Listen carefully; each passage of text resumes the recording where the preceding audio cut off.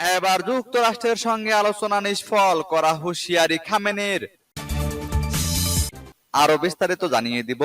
এদিকে ফিলিস্তিনিরা অধিকারের লড়াই চালিয়ে যাবে, হুঁশিয়ারি হামাসের। এবার পাকিস্তানের যৌথ নৌমহড়ায় অংশ নিচ্ছে ইরান। এদিকে পাকিস্তানের নিরাপত্তা বাহিনী ও সন্ত্রাসীদের মধ্যে তুমুল গোলাগুলি, সেনাসহ নিহত অন্তত 13 জন। আরো জানিয়ে দিব, এবার যুদ্ধবিরতির মধ্যেই লেবাননে ইসরায়েলের হামলা। এদিকে প্রেসিডেন্টের দায়িত্ব নিয়ে ইরানের উপর প্রথম নিষেধাজ্ঞা আরোপ করলেন ট্রাম্প। এবার ইউএসআইডি কে ভেঙে দেওয়ার চেষ্টা রুখতে ট্রাম্প প্রশাসনের বিরুদ্ধে মামলা। এবং সর্বশেষে জানিয়ে দিব, এদিকে ভারতকে যুদ্ধের হুমকি পাকিস্তান সেনা প্রধানের। শুনছিলেন সংবাদ শিরোনাম, এখন বিস্তারিত। তবে তার আগে অনুরোধ থাকবে, এই ভিডিওতে একটি লাইক দিন এবং কমেন্টস করে জানিয়ে দিন আপনি কোন জেলা থেকে বা কোথায় থেকে আমাদের সাথে যুক্ত রয়েছেন। এবং সংবাদের সর্বশেষ গুরুত্বপূর্ণ আপডেট পেতে চ্যানেলটি সাবস্ক্রাইব করে আমাদের সঙ্গেই থাকুন। এবার যুক্তরাষ্ট্রের সঙ্গে আলোচনা নিষ্ফল করা হুঁশিয়ারি খামেনির। যুক্তরাষ্ট্রের সঙ্গে সরাসরি আলোচনার আহ্বানকে অবিবেচনা প্রসূত ও নিষ্ফল বলে প্রত্যাখ্যান করেছেন ইরানের সর্বোচ্চ নেতা আয়াতুল্লাহ আলী খামেনি।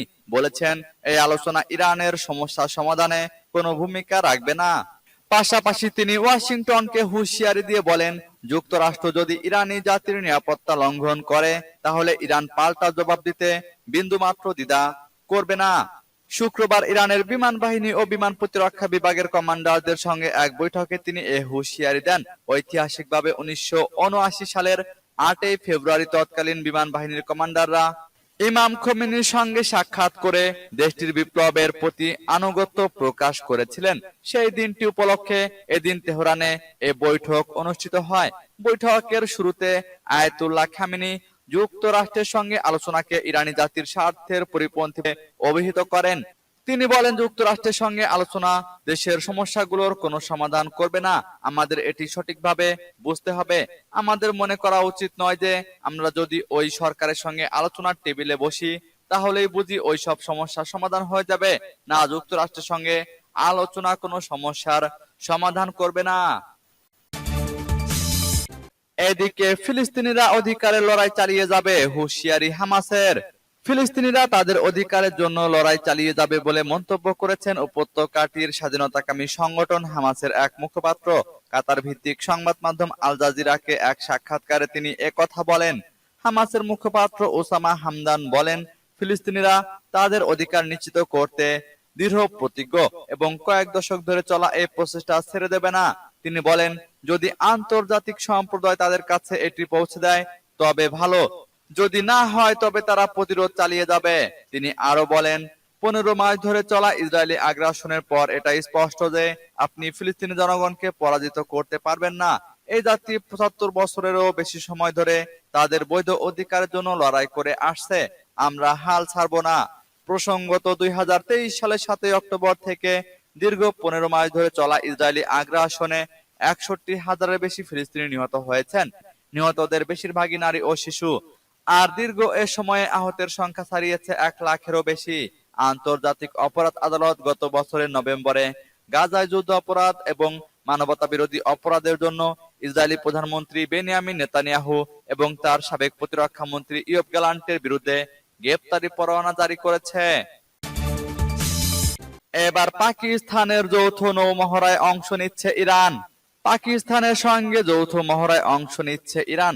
এই মহড়ার নাম দেওয়া হয়েছে আমান 2025। শুক্রবার থেকে অনুষ্ঠিত যৌথ মহড়ায় ইরানের একটি যুদ্ধজাহাজ অংশ নিয়েছে। একই সঙ্গে ইরানের নৌবাহিনীর একটি প্রতিনিধি দল করাচিতে অবস্থান করছে এবং সমুদ্র বিষয়ক সংলাপে অংশ নেবে। 2 বছর পর পর পাকিস্তান আন্তর্জাতিক এই মহড়ার আয়োজন করে থাকে। 7 ফেব্রুয়ারি শুরু হওয়া এই মহড়ায় 50টিরও বেশি দেশ অংশ নেবে বলে পাকিস্তানের পক্ষ থেকে জানানো হয়েছে।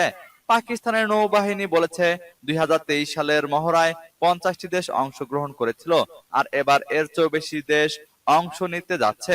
আমান 2025 মহড়ার মূল লক্ষ্যগুলোর মধ্যে রয়েছে আঞ্চলিক ও বৈশ্বিক সহযোগিতা বৃদ্ধি, সামুদ্রিক অপরাধ ও সন্ত্রাসবাদ মোকাবেলা এবং সামুদ্রিক নিরাপত্তা জোরদার করতে অভিজ্ঞ ও কৌশল বিনিময় করা।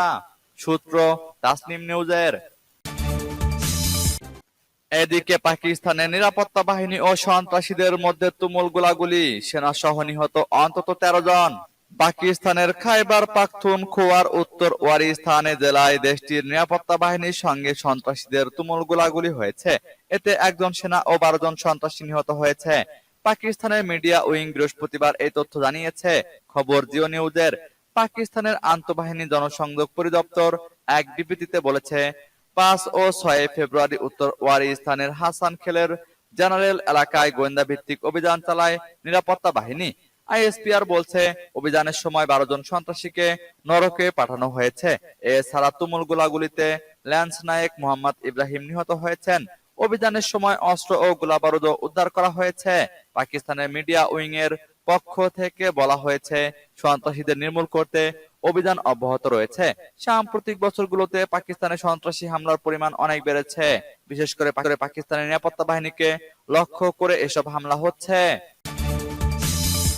এবার যুদ্ধবিরতির মধ্যেই লেবাননে ইসরায়েলের হামলা।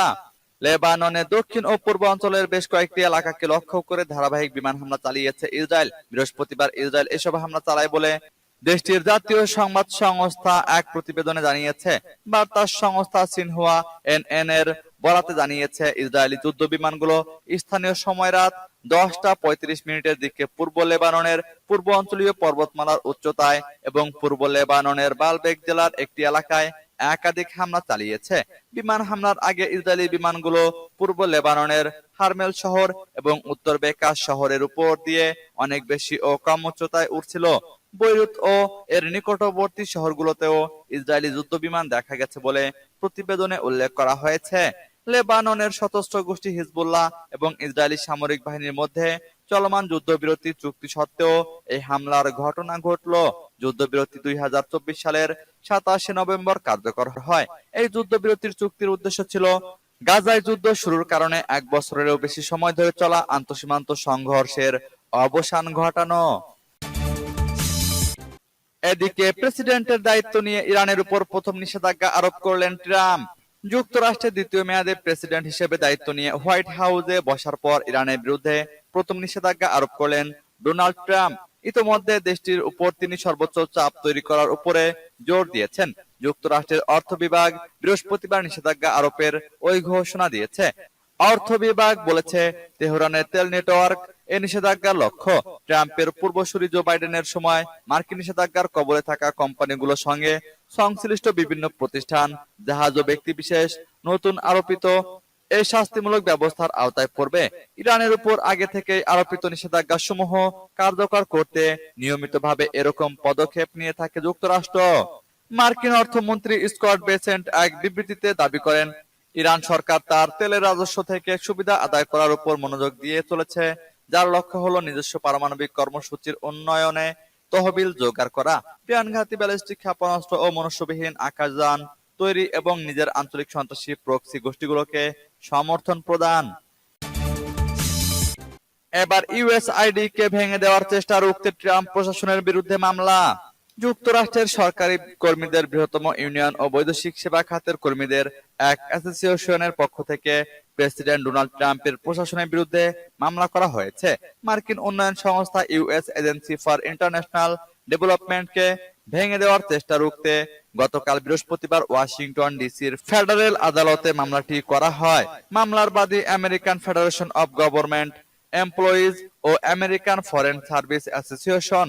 সংগঠন দুটি বলছে, ট্রাম্প প্রশাসনের নেওয়া ইউএসআইডি সংক্রান্ত পদক্ষেপ অসাংবিধানিক ও বেআইনি, যা বৈশ্বিকভাবে মানসিক সংকট তৈরি করেছে।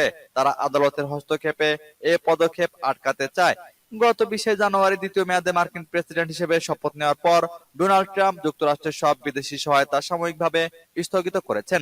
এরপর মার্কিন পররাষ্ট্র মন্ত্রণালয় বিশ্বজুড়ে ইউএসআইডির প্রকল্পগুলো স্থগিত করার নির্দেশ দেয়। সংস্থাটির কম্পিউটার সিস্টেমও বন্ধ করে দেওয়া হয়েছে। এছাড়া কর্মীদের আকস্মিক ছাঁটাই করা বা ছুটিতে রাখা হয়েছে। এদিকে ভারতকে যুদ্ধের হুমকি পাকিস্তানের সেনাপ্রধানের। পাকিস্তানের সেনাবাহিনী প্রধান জেনারেল সৈয়দ আসিম মুনির বলেছেন, ভারতের সামরিক শক্তি বা আধুনিক প্রযুক্তি দিয়ে পাকিস্তানকে ভয় দেখানো যাবে না। তিনি ঘোষণা করেন, কাশ্মীরের জন্য যদি 10টি যুদ্ধ করতে হয় তবে পাকিস্তান তা করতে প্রস্তুত। বুধবার পাকিস্তানভুক্ত আজাদ কাশ্মীরের মুজাফফরবাদে আয়োজিত এক অনুষ্ঠানে তিনি ভারতকে উদ্দেশ্য করে এই হুমকি দেন। পাকিস্তানের সংবাদ মাধ্যম এক্সপ্রেস ট্রিবিউনের প্রতিবেদনে বলা হয়েছে, মুজাফফরবাদের প্রবীণ ও সাধারণ নাগরিকদের উদ্দেশ্যে ভাষণ দিতে গিয়ে সেনা প্রধান বলেন, দেশের সাময়িক চ্যালেঞ্জ সত্ত্বেও পাকিস্তান কাশ্মীরি জনগণের পাশে থাকবে এবং তাদের ন্যায়সঙ্গত ও বৈধ সংগ্রামে সমর্থন অব্যাহত রাখবে। আসিম মুনির বলেন, পাকিস্তান এরই মধ্যে কাশ্মীরের জন্য 3টি যুদ্ধ করেছে। যদি আরো 10টি যুদ্ধের প্রয়োজন হয় তাহলে পাকিস্তান তা করবে।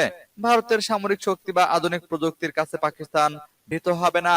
কাশ্মীরকে পাকিস্তানের জুগুলার ভেইন বা জীবনী শক্তি আখ্যা দিয়ে জেনারেল আসিম মুনির বলেন, যদি জুগুলার ভেইন কাটা হয় তবে মৃত্যু অনিবার্য।